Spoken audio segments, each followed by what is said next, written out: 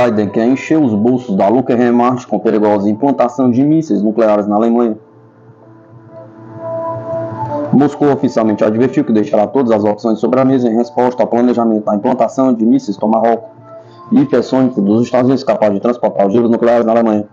A ex-analista do Departamento de Defesa, Karen Kwiatkowski, explica o motivo da administração Biden avançar com a medida, mesmo sendo perigosa.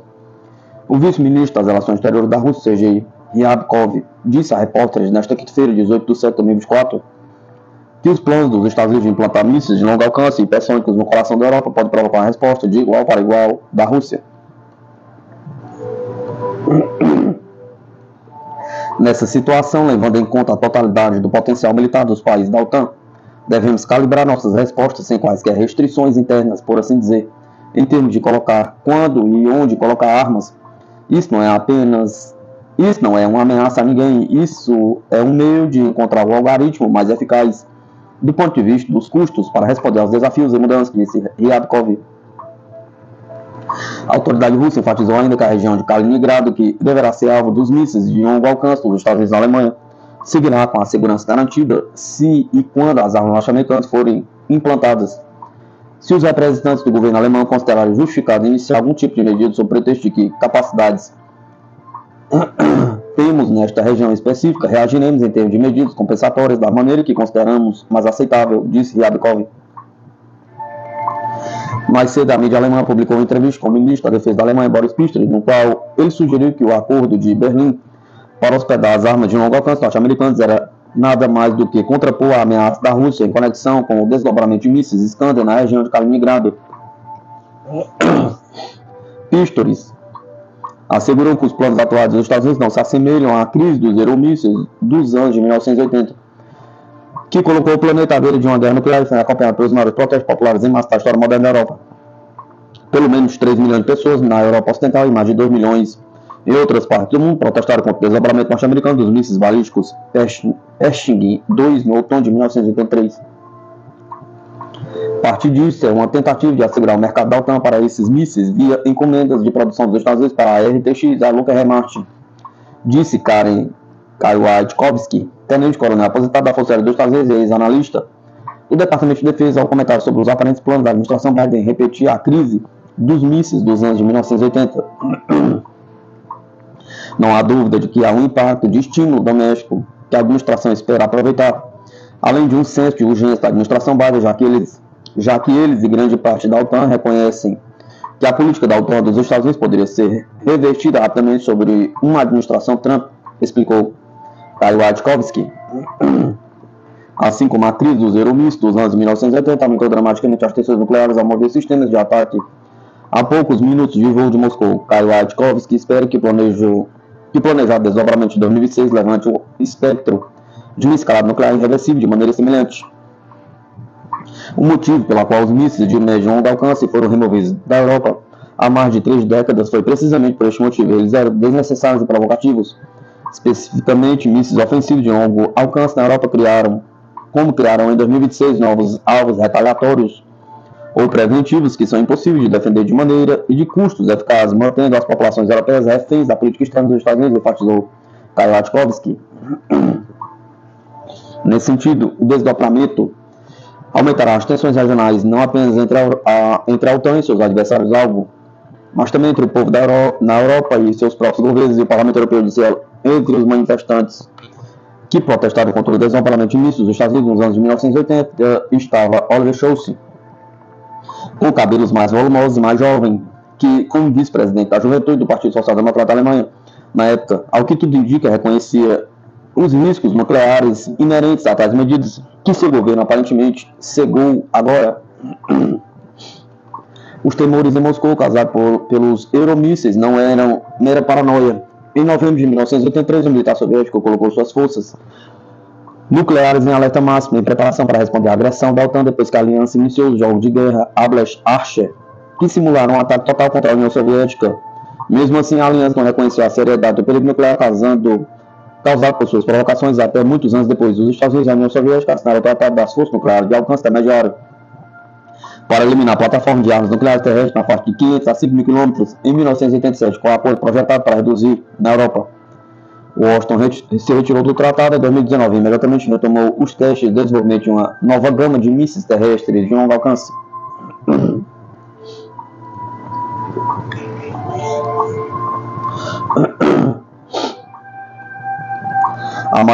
A maior mobilização de reservistas do exército britânico desde a Guerra Fria em Snellingen, Alemanha.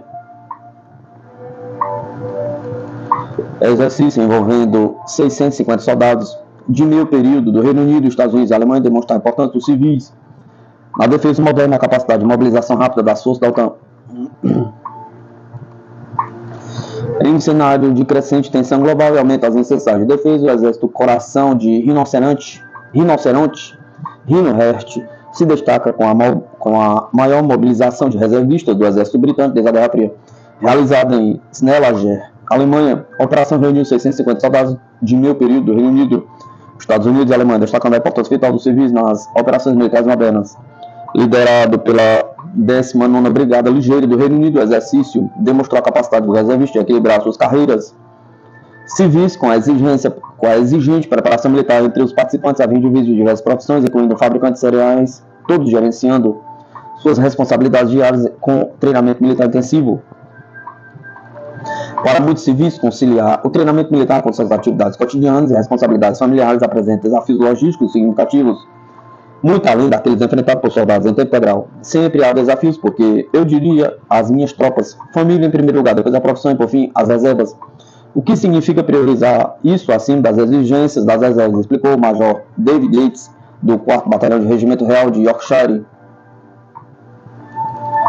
A 19ª Brigada Ligeira, a única brigada totalmente composta por reservistas no Reino Unido, liderou o exercício com um planejamento detalhado. Utilizando objetos naturais como pedras, musgo e bolotas, os soldados criaram um mapa 3D do terreno para ensaiar suas táticas. Esse nível de preparação foi essencial para testar a habilidade dos reservistas de se mobilizar rapidamente e trabalhar ao lado de outras forças da OTAN. O capitão Lawrence Roche destacou a importância do papel dos reservistas em apoiar as forças regulares, proporcionando confiança e reforçando a capacidade de resposta. Nosso papel como reservista é tranquilizar os regulares de que estamos aqui para elas, disse Roche. Se necessário, devemos cumprir nosso propósito e agir. É para isso que todos nós treinamos, concordou o soldado Will Paul, do 4º Regimento de Yorkshire.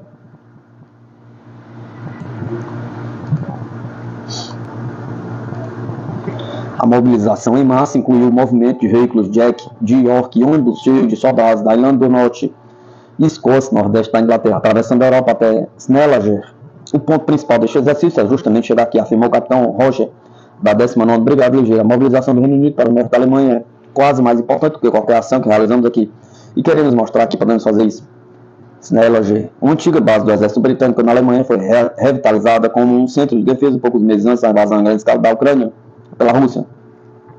O Rhino-Heart 24 reuniu metade da 19ª Brigada Ligeira, composta por 5 das 10 unidades, juntamente com as unidades adicionais da reserva de todo o exército britânico, formando uma força de reserva especializada. Já estão em andamento os planos para o exército Rhino-Heart 25 do próximo ano, com o objetivo de reunir as 5 unidades restantes. Essa iniciativa demonstra a capacidade da brigada de mobilizar uma força completa de reservistas treinados para apoiar as forças regulares da OTAN caso a necessidade surja.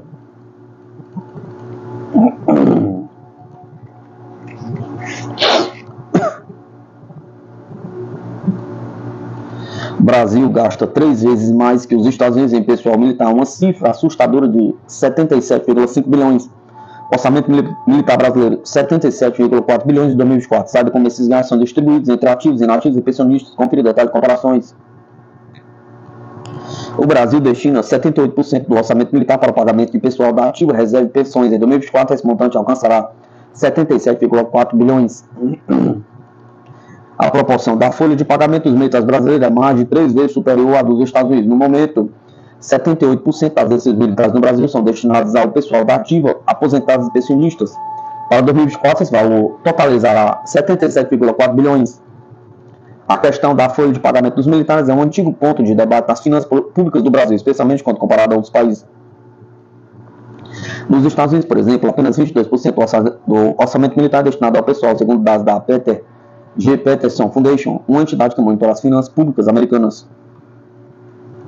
O Ministério da Defesa do Brasil reconhece a controvérsia em torno deste tema e oferece uma explicação padrão em seu site oficial.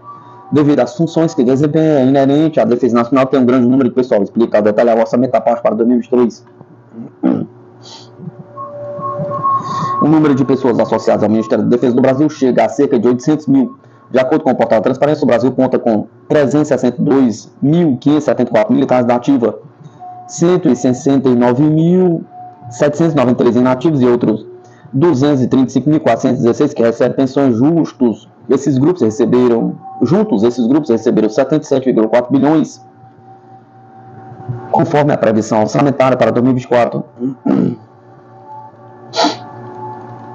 Os valores são distribuídos de maneira relativamente equilibrada entre os três grupos, em 3,5% para os militares da ativa, 32,7% para os inativos e 27,7% para o pagamento de pensões. Contudo, devido às diferenças do número de pessoais em cada grupo, o valor médio recebido varia significativamente. A média mensal indica que os militares da ativa recebem mais de R$ 6.300. Para os pensionistas, o valor é de aproximadamente R$ 8.000 por mês, enquanto os inativos recebem em média R$ 13.233 por mês. A CNN procurou o Ministério da Defesa para comparar essa diferença na folha de pagamento entre o Brasil e os Estados Unidos para verificar se há possibilidade de cortes no orçamento. Até o momento, o Ministério não respondeu aos questionamentos. Caso uma resposta seja fornecida, esse texto será atualizado.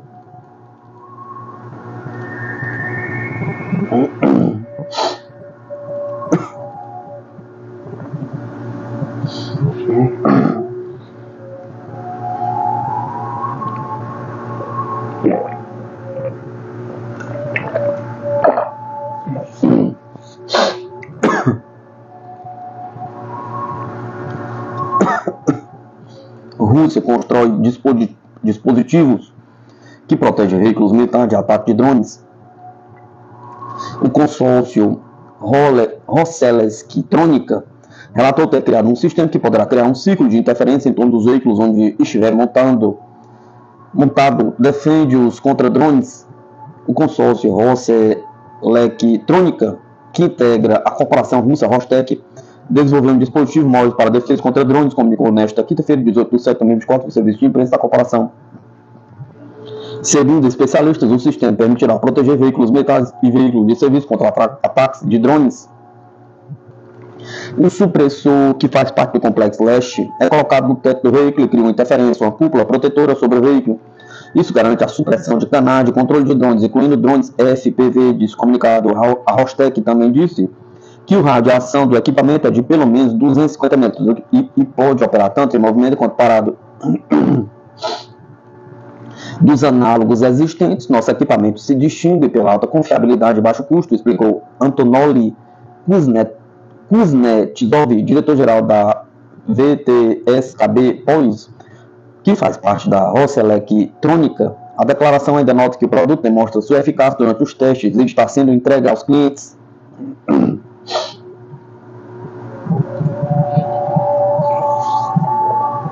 Próximos 2 e 3 meses poderão ser o mais complicado para Kiev, diz mídia norte-americana.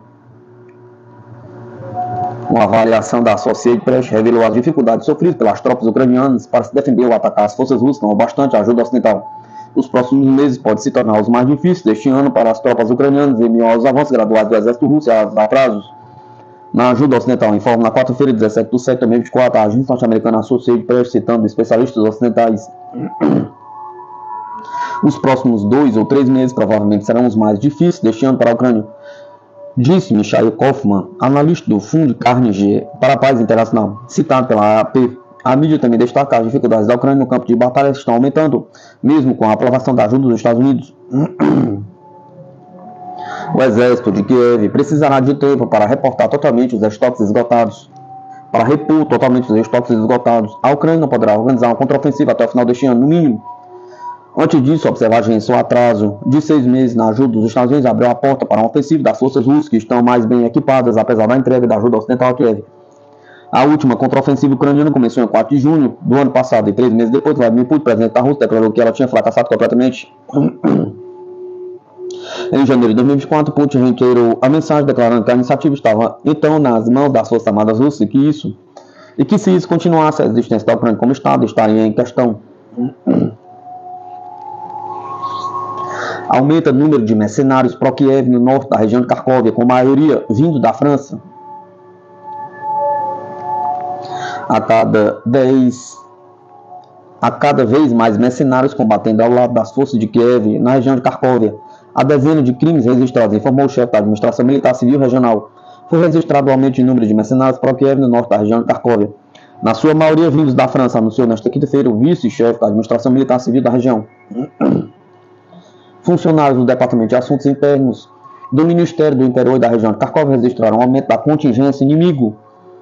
Do contingente inimigo nas fileiras das unidades das Forças Armadas da Ucrânia e a diretoria principal da inteligência do Ministério da Defesa da Ucrânia na região de Kharkov, às custas de combatentes de legião estrangeira, a grande maioria composta por mercenários franceses, informou Yevgeny Linsyak.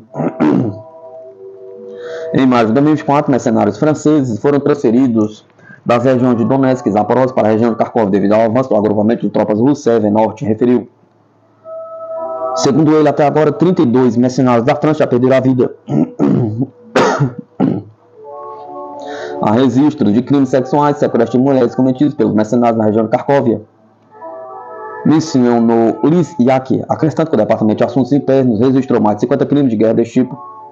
Assim, conforme a declaração de um morador evacuado da região de Kharkovia pouco antes da eclosão das hostilidades no território do povoado de Lukianskitsi, foram realizadas incursões de combatentes da unidade especial Kraken junto com cidadãos estrangeiros de origem francesa.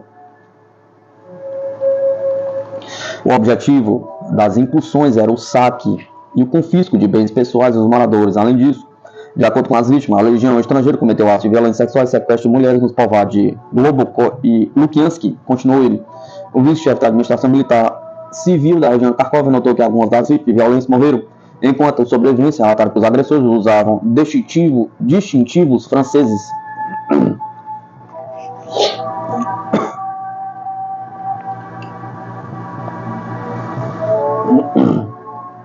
Pequim está tentando expulsar Washington da liderança do espaço de inteligência militar dos Estados Unidos.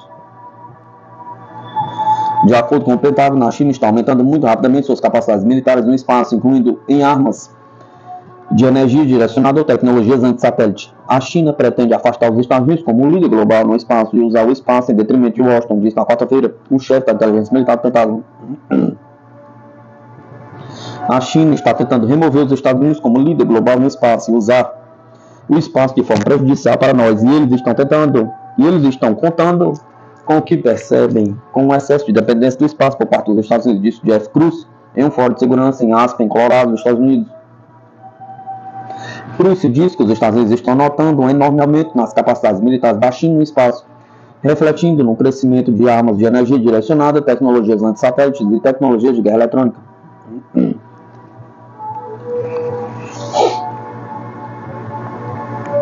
Anteriormente, o vice-diretor da Administração Espacial Nacional da China disse que Washington está dificultando os intercâmbios espaciais com Pequim, mas que não será capaz de impedir o rápido desenvolvimento do setor espacial da China. Ao mesmo tempo, o Ministério das Relações Exteriores da China pediu aos Estados Unidos que removessem os obstáculos à cooperação espacial.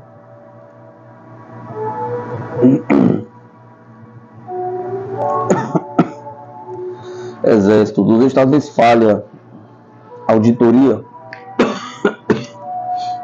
de contratos de armas à Ucrânia, diz o inspetor-geral do Pentágono.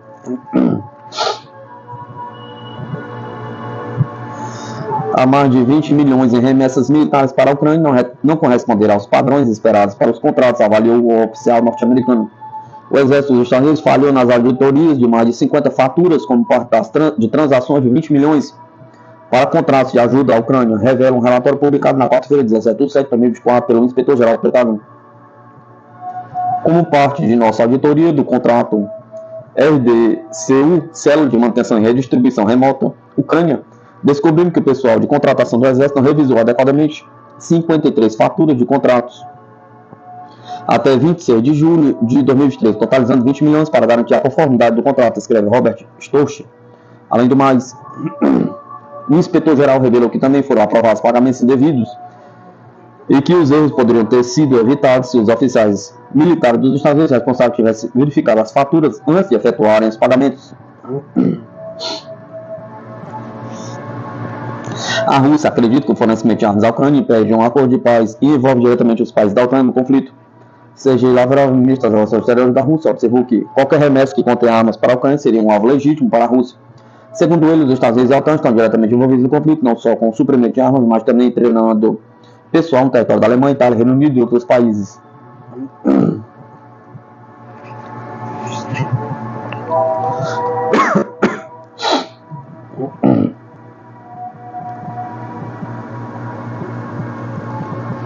Revelados pelo Exército os dados sobre a mansão de 3,8 milhões sendo construída para a General.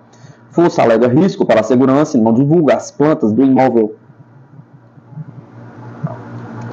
Exército Brasileiro entrega dados da casa que constrói para o oficial general de 4 estrelas, mas a força, comandada pelo general do Exército Tomás Miguel Miné, nega a entrega das plantas, alegando que a divulgação da informação poderá pôr em risco a segurança de instituições ou de altas autoridades e seus familiares.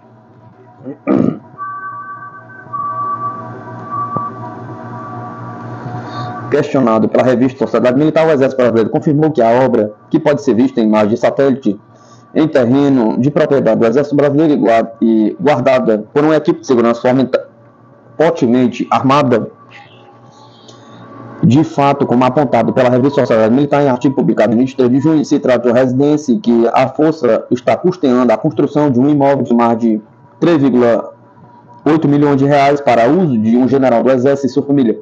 O pagamento mensal para uso do imóvel com o clube particular de segurança privada atualmente está na casa dos R$700. A Força Terrestre deu como justificativo para a construção da residência a pouca quantidade de imóveis para militares que seguem na guarnição de Brasília. Descrição da necessidade. A guarnição de Brasília contém uma grande quantidade de militares da ativa, gerando uma alta demanda de próprios nacionais residenciais. Neste sentido, faz necessária a construção do próprio Nacional Residencial número 9 na KRG, no setor militar urbano em Brasília, DF. A construção contribuirá com o aumento da oferta de PNRS da guarnição de Brasília, que se caracteriza como a maior demandante deste tipo de próprio Nacional Residencial do país.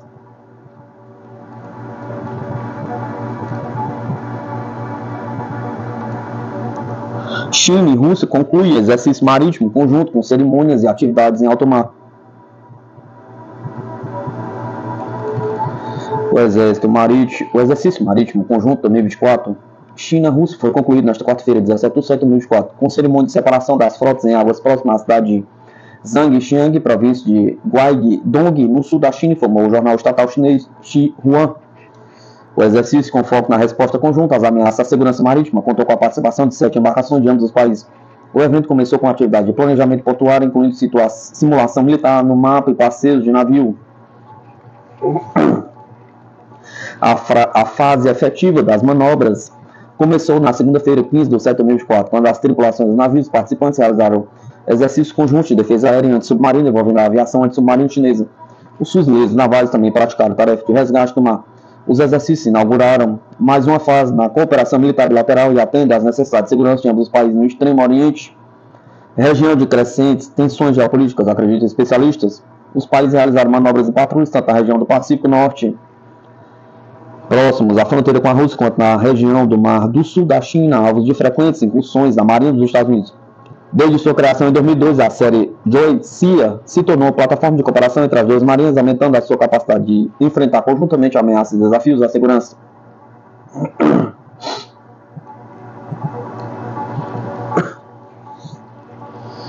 Conheça a arma que fez possível um dos maiores golpes no exército russo em seus 27 meses de guerra contra a Ucrânia. Descubra o papel crucial do ATACMS, a arma que fez possível um dos maiores golpes no exército russo na luta na Ucrânia. A guerra entre a Rússia e a Ucrânia tem sido um conflito marcado por reviravoltas e momentos decisivos. Um desses momentos ocorreu em 15 de maio de 2023, quando o exército da Ucrânia utilizou um míssil de longo alcance, ATACMS, para atacar a base aérea de Belbek, na Crimeia. Esse ataque representou um golpe significativo contra as forças russas, abalando sua capacidade militar e reforçando a determinação ucraniana em defender sua soberania.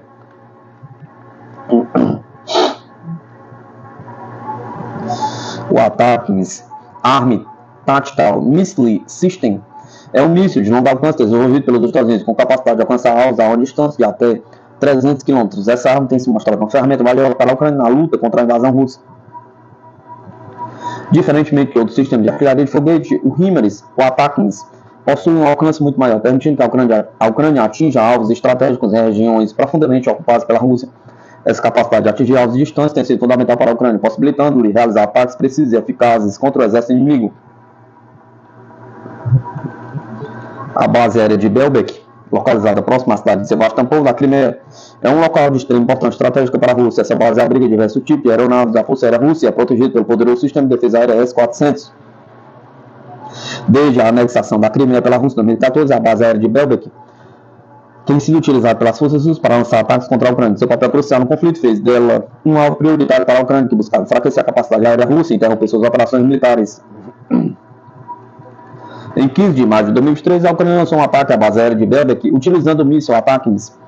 Esse ataque representou um dos maiores golpes infligidos ao exército russo desde o início da guerra em fevereiro de 2022.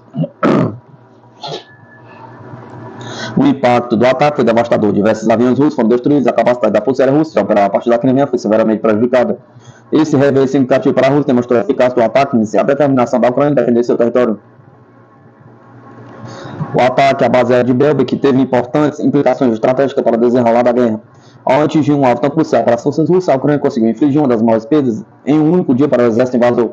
Essa vitória ucraniana não apenas enfraqueceu a capacidade militar russa, mas também enviou uma mensagem clara de que a Ucrânia não está disposta a recuar diante da agressão.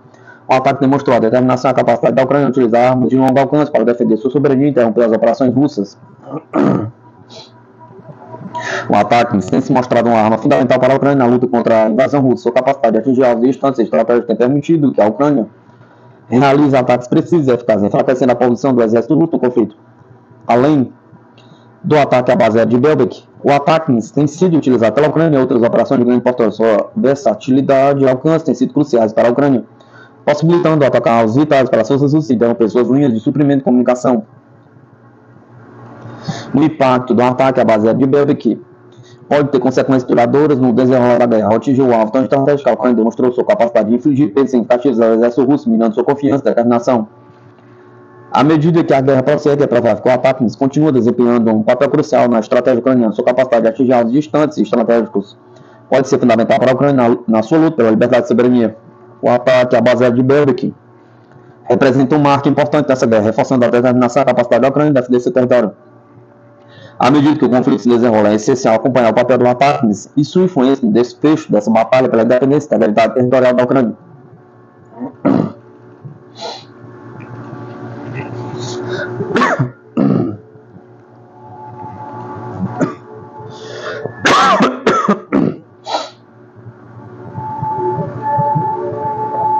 Kremlin, transformação da União Europeia em um bloco de defesa força a Rússia a adaptar sua política externa. Após a fala do presidente da Comissão Europeia de que o bloco europeu pode se transformar em uma união de defesa, a Rússia se vê forçada a adaptar suas abordagens de política externa em conformidade, disse o porta-voz do Kremlin, Dmitry Peskov, nesta quinta-feira, 18 de setembro de 2024. Mas, de qualquer forma, isso o confirma, de qualquer maneira, a atitude lá dos Estados europeus em relação à militarização, a escalada de tensões ao confronto e a confiança em métodos de confronto da sua política externa. Estas são as realidades em que temos de viver. E é claro que tudo isto nos obriga a adaptar nossa abordagem de política externa em conformidade, diz Peskov aos jornalistas. O trabalho no âmbito da União de Defesa da União Europeia irá se sobrepor ao Tratado dos Países Europeus no âmbito da OTAN, acrescentou o porta-voz. No início do dia, o presidente da Comissão Europeia, Ursula von der Leyen, prometeu transformar o Bloco Europeu em uma União Europeia de Defesa no caso de sua reeleição. A responsável disse ainda que será introduzido um cargo de comissário europeu para a defesa, bem como será implantado o projeto Europe Air Shield, escudo aéreo europeu. A ideia da presidente da Comissão Europeia, Ursula von der Leyen, sobre uma União de Defesa da União Europeia significa uma mudança nas prioridades do bloco, que está dando conotações militares à União Europeia, acrescentou Dmitry Peskov. Aparentemente, a senhora Ursula von der Leyen falou sobre uma mudança nas prioridades e a transformação da União Europeia, dando conotações militares a esta união, diz Peskov. A Rússia não representou e não representa qualquer ameaça para ninguém na União Europeia, está protegendo os seus interesses na Ucrânia, sublinhou o porta-voz. A Federação da Rússia não representou nem representa qualquer ameaça a ninguém na União Europeia. Está defendendo os seus interesses na Ucrânia, condições em que os países da União Europeia excluíram qualquer possibilidade de diálogo, de ter em conta as preocupações da Rússia. Estas são as realidades em que temos de viver e, claro, tudo isto nos obriga a configurar a nossa abordagem política externa em conformidade, diz Peskov. Quando questionado sobre a presença de navios da OTAN na região do Mar Negro, Peskov afirmou que a Rússia tomará medidas para garantir a sua segurança. É claro que a Rússia tomará todas as medidas necessárias para garantir a sua própria segurança, disse o porta-voz do Kremlin, ressaltando que a grande presença de navios da OTAN na região do Mar Negro, sobretudo na Bulgária e na Romênia, representa uma ameaça adicional para Moscou, considerando o contexto atual. Peskov lembrou que a Turquia cumpre perfeitamente suas funções como administrador da regulação do transporte marítimo na região. O regime de permanência dos estados não pertencentes ao Mar Negro no Mar Negro é estritamente regulamentado pela Convenção de Montreux. A Turquia, neste caso, é o administrador e desempenha as suas funções de forma bastante suave, diz Peskov aos repórteres.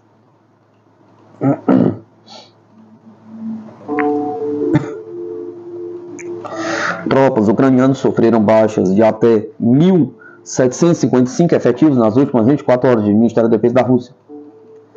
Perto de 2.000 militares das forças de Kiev foram eliminados só nas últimas 24 horas, tendo vários depósitos de munição sido ainda destruídos, detalhou a defesa russa. Os agrupamentos de tropas russas, Apad, Oeste, Trezia, Centro, eliminaram nas últimas 24 horas até 810 soldados ucranianos em Torsk, Ivanovka, Krasny, Lima, Toretsk, Novozelandno e Vesyole, República Popular de Donetsk, além de 2 veículos militares, uma peça de artilharia propulsada de Vodzika e 6 depósitos de munição.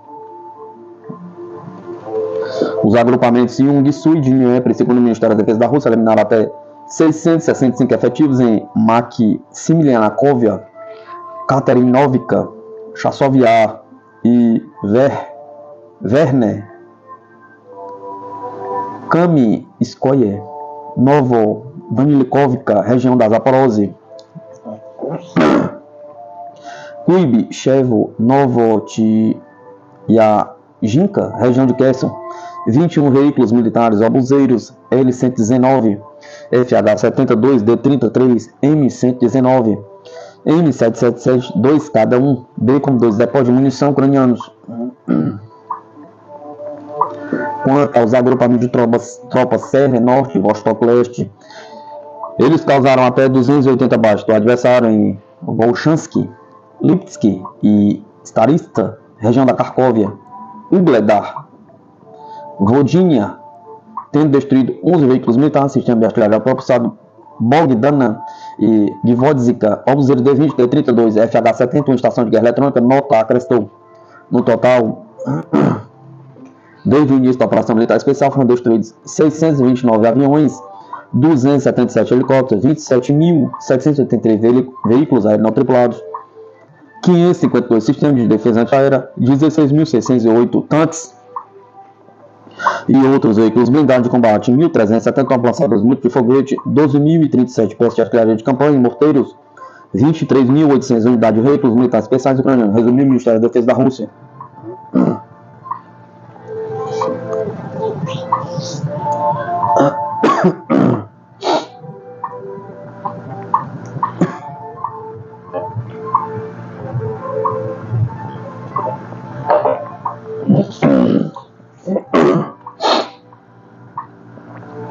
Opinião: a Alemanha deve aumentar o seu QI de dissuasão nuclear por Karl-Heinz Kamp.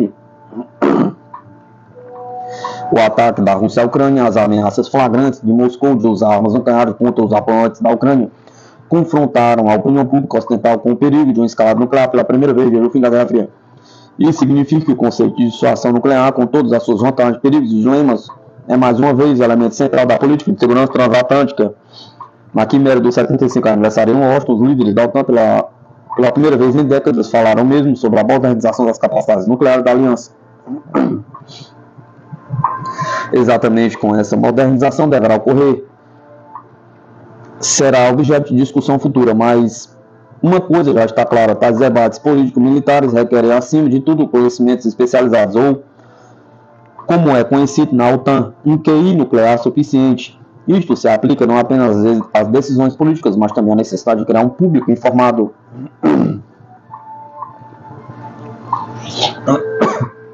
O QI nuclear da Alemanha está atualmente num estado precário.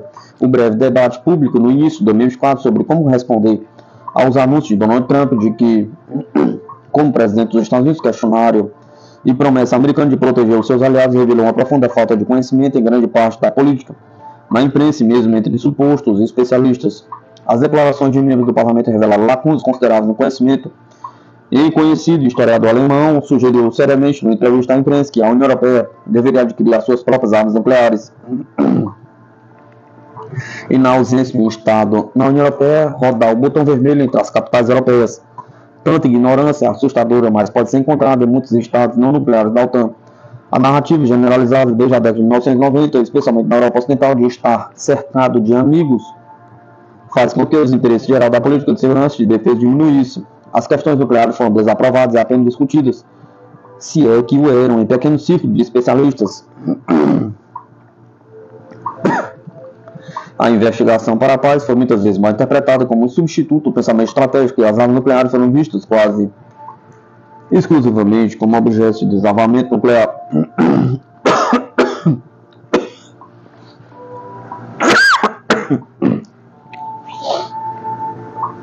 Para inverter essa tendência e dotar a Alemanha dos conhecimentos nucleares necessários para proteger os seus interesses no ambiente de segurança, será necessária uma Zeitenwende nuclear, e sim, isso exigirá adaptações nas universidades, nas forças armadas, nos grupos de reflexão e no vasto campo da educação civil.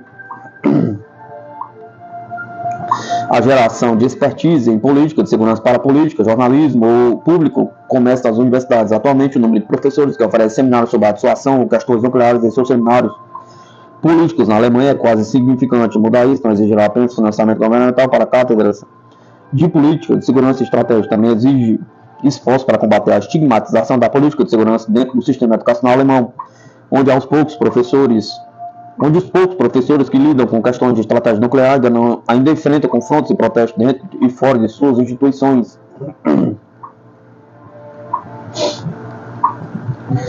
Além disso, as Forças Armadas Alemãs e o Ministério da Defesa ignoram muito a relevância da dissuasão nuclear. Nas últimas 2 décadas, o general Steve College, da Bundeswehr, ensinou a dissuasão nuclear apenas como uma questão secundária, e o MUD alemão, apenas dos aproximadamente 2.500 funcionários, lidam explicitamente com questões nucleares. É óbvio que essas capacidades limitadas são difíceis de atender aos requisitos da OTAN para posições nucleares independentes, especialmente porque a Alemanha é um país onde as armas nucleares americanas estão estacionadas. O mesmo vale para o cenário dos think tanks alemães. Do cerco de 30 think tanks da política externa de segurança, apenas 1 ou 2 lidam com questões nucleares de forma permanente e estruturada. Mudar isso da noite para o dia é difícil, pois o número de especialistas científicos na área ainda é escasso. Além disso, como diferentemente dos Estados Unidos, há pouca troca de pessoal entre ministérios e instituições de pesquisa em política externa e de segurança. A relação entre os dois mundos nem sempre é livre de tensão. Os ministérios frequentemente reclamam que os think tanks não fornecem as análises necessárias para o trabalho diário, enquanto os representantes dos think tanks reclamam frequentemente que os tomadores de decisões políticas são práticos e conselhos. Isso poderia ser remediado oferecendo mais think tanks para passar alguns meses em um ministério para aprender que tipo de aconselhamento político é necessário nas burocracias ministeriais. Finalmente, a Alemanha tem um vasto número de instituições de educação política, muitas vezes financiadas pelo Estado, que se dirigem tanto a tomadores de decisões políticas quanto ao público. Aqueles que se concentram em política de segurança devem ser solicitados a incluir perguntas sobre dissuasão nuclear mais fortemente em seus programas educacionais.